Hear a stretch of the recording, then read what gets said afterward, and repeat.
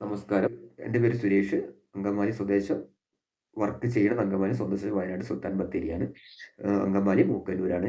ഇപ്പൊ ഞാനിവിടെ പറയാൻ പോണത് കുറച്ച് ഈ നക്ഷത്രപ്പൊരുത്തം, പാപസാമ്യത്തിനെ കുറിച്ചാണ്. ഇപ്പൊ എല്ലാം സോഷ്യൽ മീഡിയയിലൊക്കെ ഉണ്ട്. പക്ഷെ ഞാനത് വ്യത്യസ്തമായിട്ട് ഇവിടെ അടിസ്ഥാനപരമായിട്ട് പാപസാമ്യം, നക്ഷത്രപ്പൊരുത്തം നോക്കുന്നവരുടെ വിവാഹം 90% ഈ വിവാഹം നോക്കുന്നത് ഈ എന്താ പറയണേ, ഈ നക്ഷത്രപ്പൊരുത്തം, പാപസാമ്യം എന്നൊക്കെ പറഞ്ഞിട്ടാണ് ഈ കേരളത്തിലെ നടനമാടിക്കൊണ്ടിരിക്കുന്നത്. വിവാഹം നടത്തി പലരും പല കുടുംബത്തിൽ വിവാഹമോചനങ്ങൾ, കുടുംബപരമായിട്ട് കലഹങ്ങൾ ഉണ്ടാവുക, വിവാഹമോചനം, ഐക്യമില്ലായ്മ. അപ്പോൾ അതൊക്കെ ഈ നല്ല ചേർക്കാൻ പറ്റുന്ന ജാതം ചേർക്കാതെയും എന്താ പറയണേ, ചേർക്കാൻ പറ്റാത്ത ജാതം ചേർത്തുമാണ് വിവാഹം നടത്തിക്കൊണ്ടിരിക്കുന്നത്. ഈ ചന്ദ്രാലും ലഗ്നാലും പാപസാമ്യമൊക്കെ നോക്കി വിവാഹം കഴിച്ചൊരു ദുരാവസ്ഥ. അതിൻ്റെ അത്രയും കേരളത്തിൽ അത്രയും ഏറ്റവും കൂടുതൽ മറ്റെന്താ പറയാ, ഇതിന് ഒരു ഈ നക്ഷത്രപ്പൊരുത്തം, പാപസാമ്യത്തിന്റെയൊക്കെ ഈ അടിസ്ഥാനപരമില്ലാത്തതൊക്കെ ഈ കഴിയേണ്ട കാലഘട്ടം കഴിഞ്ഞിരിക്കുന്നു. കാരണം പാപമാണ് ഈ ജ്യോതിഷന്മാർ ചെയ്യുന്നതെന്നൊക്കെ പറയാൻ പറ്റും. അത് ഞാൻ 2 സൂചനകളാണ് തരുന്നത്. എന്നെ സമീപിച്ച 2 പേരുടെ വ്യക്തികളുടെ ഇതാണ്. കാരണം വെച്ചാൽ വിവാഹം കഴിച്ചു, ദീർഘകാല പൊരുത്തം എന്ന് പറഞ്ഞ് വിവാഹം കഴിച്ചവരാണ് ഇവര്. ഇവര് വിവാഹം കഴിച്ചു കഴിഞ്ഞപ്പോൾ 6 മാസം തന്നെ പ്രശ്നങ്ങൾ വന്നു തുടങ്ങി. എന്തുകൊണ്ട് പ്രശ്നങ്ങൾ വന്നു തുടങ്ങി? ജാതകത്തിലൂടെ നമുക്ക് നോക്കാം.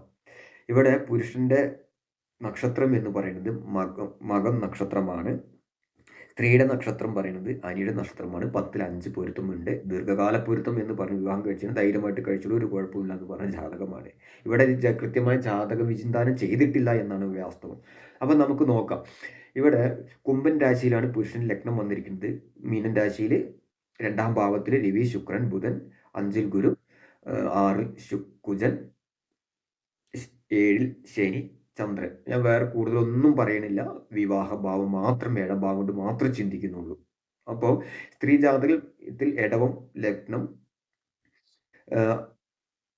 6ൽ ബുധനും ശുക്രനും, 7ൽ രവി, ചന്ദ്രൻ, മന്ദൻ, കുജൻ, 10ൽ കുജനും ഗുരു ഉണ്ട്. അപ്പോ ഇവിടെ 7ാം ഭാവം കൊണ്ട് പുരുഷ ജാതകത്തിൽ 7ാം ഭാവത്തിൽ നോക്കിക്കഴിഞ്ഞപ്പോൾ 7ാം ഭാവാധിപൻ, ലഗ്നാധിപൻ ആധിപത്യമുള്ള രാശിയിൽ നിന്ന് 7ലേക്ക് പോയി കഴിഞ്ഞാൽ ബലക്കുറവ് എന്ന് പറയുന്നത്. അപ്പം ലഗ്നാധിപന് ബലമില്ലാതെ 7ാം ഭാവത്തിൽ നിൽക്കുന്നു. അതായത് അസ്തമ രാശിയാണ് 7ാം ഭാവം എന്ന് പറയുന്നത്. അസ്തമരാശി. അപ്പോൾ അവിടെ 2ാം ഭാവത്തിൽ ശുക്രൻ ഉച്ചനാണ്. രവിയുണ്ട്, ബുധനുണ്ട്. അപ്പോൾ രവി, ശുക്രൻ, ബുധനൊക്കെ 2ാം ഭാവത്തിലുണ്ട്. കുഴപ്പമില്ല എന്ന് പറയാം. 7ാം ഭാവത്തിൽ പുരുഷജാതി ചിന്തിച്ചു കഴിഞ്ഞപ്പോൾ 7ാം ഭാവത്തിൽ ശനി, ചന്ദ്രൻ പുനരുവിവാഹമാണ് അവിടെ സാധ്യത വന്നു. ചന്ദ്രനും ശനിയും യോഗം ചെയ്ത് നിൽക്കിയ ദൃഷ്ടി കൊണ്ട് ബന്ധപ്പെടുക ചെയ്താൽ പുനരുവിവാഹം എന്നാണ് പറയുന്നത്. അപ്പോൾ ചിന്തിച്ചു നോക്കി, അവിടെ അതുമാത്രമല്ല, ശുക്രൻ ഉച്ചനാണെങ്കിലും ഒരു പാപനുമായിട്ട്, 2ൽ ഒരു പാപനുമായിട്ട് യോഗം ചെയ്തു നിൽക്കുന്നു. അതൊരു ദുസ്ഥാനത്തിലേക്ക്. അപ്പോൾ അവിടെയും ഒരു പ്രശ്നങ്ങൾ വന്നിട്ട് കഴിഞ്ഞു. ഗുരു ഭർത്തകാരകൻ കുഴപ്പമില്ല. ഭർത്തകാരകൻ നമ്മുടെ വലിയ രീതിയിൽ ദോഷമില്ലാത്ത രീതിയിൽ നിൽക്കുന്നുണ്ട്. ഇവിടെ പിന്നെ സ്ത്രീ ജാതകത്തിലും ഇതേപോലെ തന്നെയാണ്. ലഗ്നം, ഇടവ ലഗ്നത്തിൽ 7ാം ഭാവത്തിൽ രവി, ചന്ദ്രൻ. ഇവിടെ രവിക്ക് 7 ഒട്ടുമേ പന്തിയല്ല. അതും ചന്ദ്രനാണെങ്കിലോ നീചരാശിയിലും. ചന്ദ്രന് ഒട്ടും ബലമില്ല. അതായത് അതുമാത്രമല്ല, 7ൽ ശനി, ചന്ദ്ര യോഗം. 2 പേരുടെ 7ാം ഭാവത്തിൽ ശനി, ചന്ദ്ര യോഗം വന്നിരിക്കുന്നു.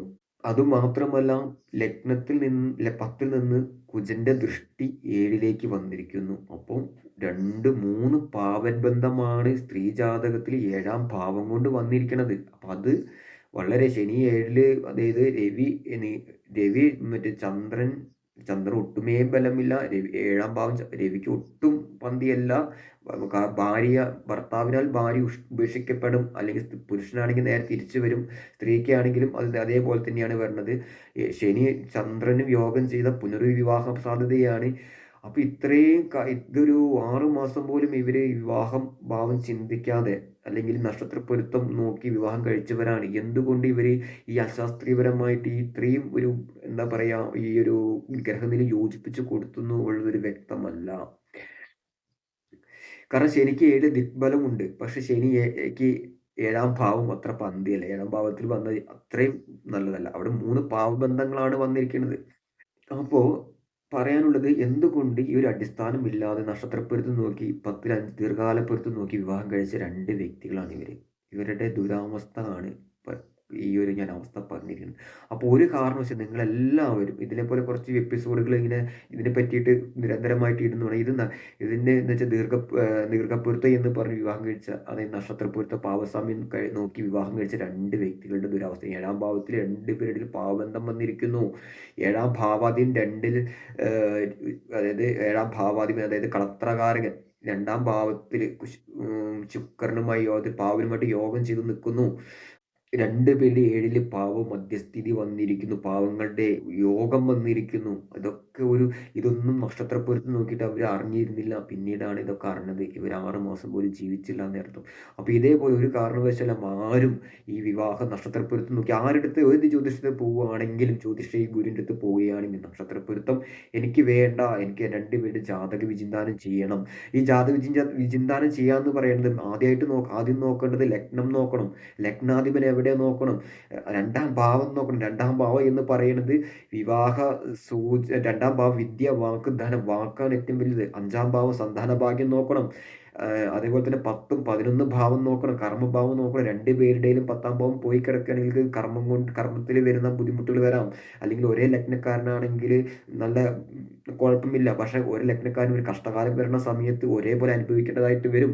7ാം ഭാവത്തും കൊണ്ട് ചിന്തിക്കണം. മതഭാവം അത് കൃത്യമായി ജാതക വിചിന്താനം ചെയ്തതിന് ശേഷം 2 പേരുടെ ഗ്രഹനില കൃത്യമായി ഇട്ടതിന് ശേഷമേ നിങ്ങൾ വിവാഹത്തിന് ഇറങ്ങിത്തിരിക്കാൻ പാടുള്ളൂ. ഒരു കാരണവശാലും ഈ അശാസ്ത്രീയമായ ഒരു അടിസ്ഥാനമില്ലാത്ത നക്ഷത്ര പൊരുത്തത്തിന്റെ പുറകെ പോയി പാവസാമ്യത്തിന് പുറകെ പോയിട്ട് ആരും വിവാഹ മോചനങ്ങളിലേക്ക് ഏറ്റുവാങ്ങുക, കുടുംബകലഹമില്ലാണ്ടിരിക്കുക എന്നാണ് എനിക്ക് പറയാനുള്ളത്. നമസ്കാരം.